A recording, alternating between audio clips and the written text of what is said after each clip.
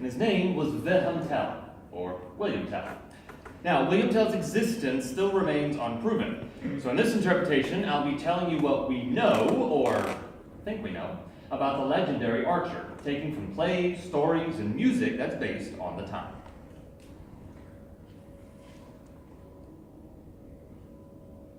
I am Wilhelm Tell, hero of the Swiss, but I'm only a man, trying to protect the ones I love. And his land is now free from tyranny. Now, before our struggle, I was merely a farmer, tending my lands and cattle.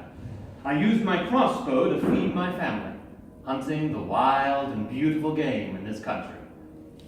My father taught me how to use the bow with patience and steadiness, to breathe in and out with the rhythm of my quarry's heart. Now, the people of this land knew of my skill as an archer, and I was regarded as one of the best hunters in the land. But then times changed. Every man, woman, and child swears loyalty to the Emperor of Austria, but we bear no liking for his officials who are sent to uphold his law. Now, we Swiss, we have no need for this Austrian law. Just surviving in this harsh land is hard enough. But I've always thought myself lucky to live free in a world where freedom is rare. Hermine Gessler, that's the newly appointed governor of Altdorf, is taking that freedom from us. His soldiers are allowed to do whatever they please, right or wrong. Just 2 weeks ago, I saved a young farmer from these good soldiers by taking the man across the Lake Lützer during a storm. Now, the man told me he was being chased because he had killed one of Gessler's soldiers. Well, he found the soldier trying to become familiar with his newlywed wife. Now, I cannot imagine the emperor would approve of such things, but his officers and men, they don't seem to care. So some Swiss have decided to take matters into their own hands. Now, such things, they do trouble me, but I've never wanted to change the world, just to live in it. So I did not take part in these plans to free Switzerland. I did tell them I would help them, but I would not be one of them. Well, Gessler has sensed this resistance, and to test who is loyal, he has set his very own governor's hat on a pole in the middle of Altdorf, and decreed, anyone who passes the hat must bend their knee in respect. Well, I would not bend my knee to my dearest friend. Why should I bend my knee to a hat? Well, as I passed through the town square with my 11-year-old son, Walter, now he noticed that Gessler had posted guards around the hat. But we continued walking without stopping to kneel. Now, because we did not kneel, our soldiers arrested us, saying we were traitors against the emperor. Gessler soon arrived. Now, he had heard of my skill as an archer, and as punishment for not kneeling to his hat, he ordered me to shoot an apple off the top of my son's head at 100 paces. Shoot at my son? My son, for not bowing down to a piece of cloth. I begged him to take my life instead, to spare my son, as it was I who committed the crime. My son was just following my example. But Gessler refused.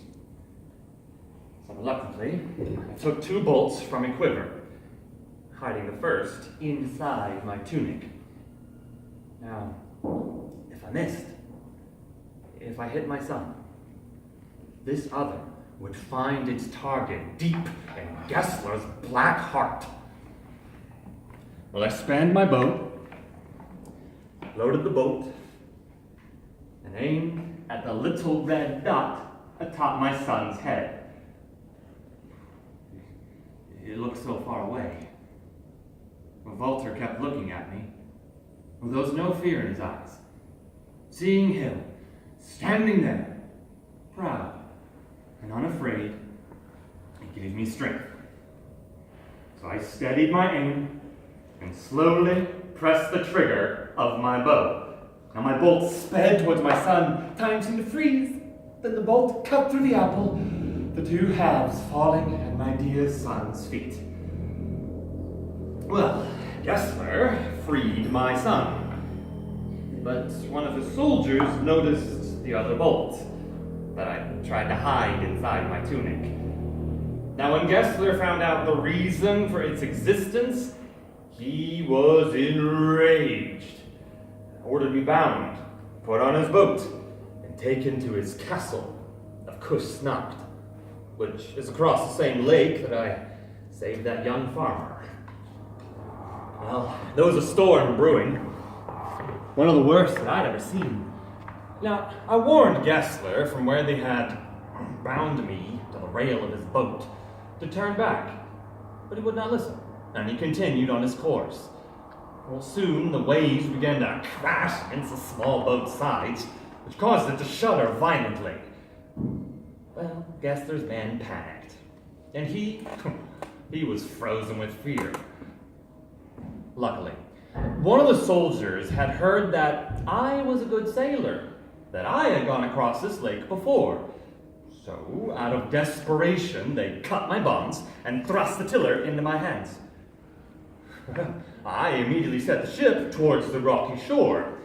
Now, when Gessler's men saw this, they protested in alarm, but I assured them that this was the only way to save them. And I continued on my course. Now, just before the ship was dashed against the rocks, I thrust the tiller in the opposite direction, which caused the ship to turn sharply. So as the stern of the ship passed the rocks, I grabbed my bow and leapt off the ship. The rocks were slippery, but I was able to catch my footing. The storm is abating as quickly as it come, and I knew it wouldn't be long before Gessler got control of his boat. He would head to Kusnacht. I would catch him on the road. Well, I was cold, wet, but burning with revenge. I ran as fast as my legs could take me to a hill which overlooks the road.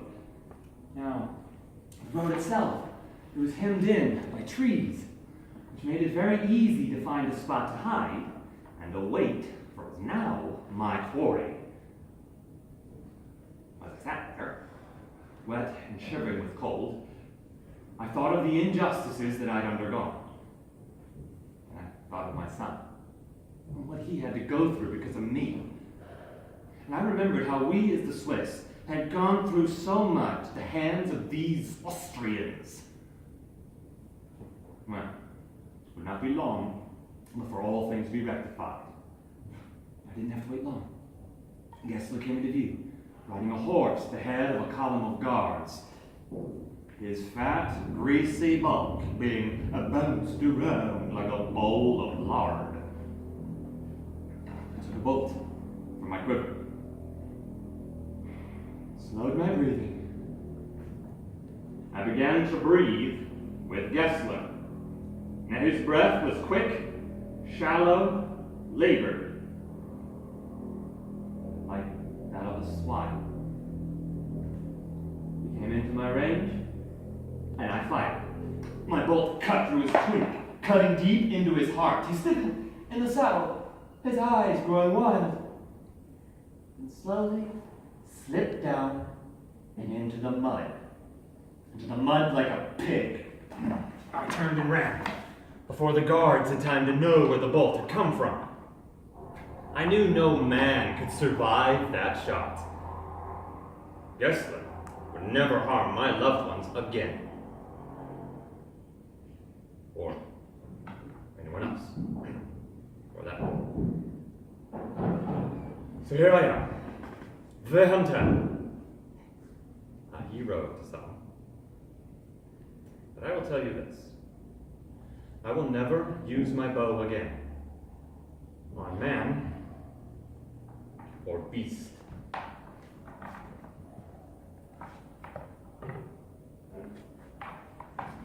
Gessler's death did not, of course, free the Swiss from their occupiers.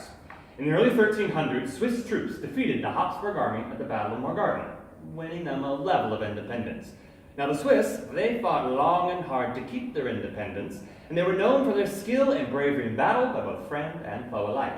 And in the 16th century, they were highly sought out after as mercenary soldiers. Thank you very much for listening to this interpretation. If you have any questions, or if you'd like to hold the crossbow, I'll be sticking around for a few moments to be able to do so. If not, hope you guys have a wonderful day and enjoy the rest of your tour. Thanks.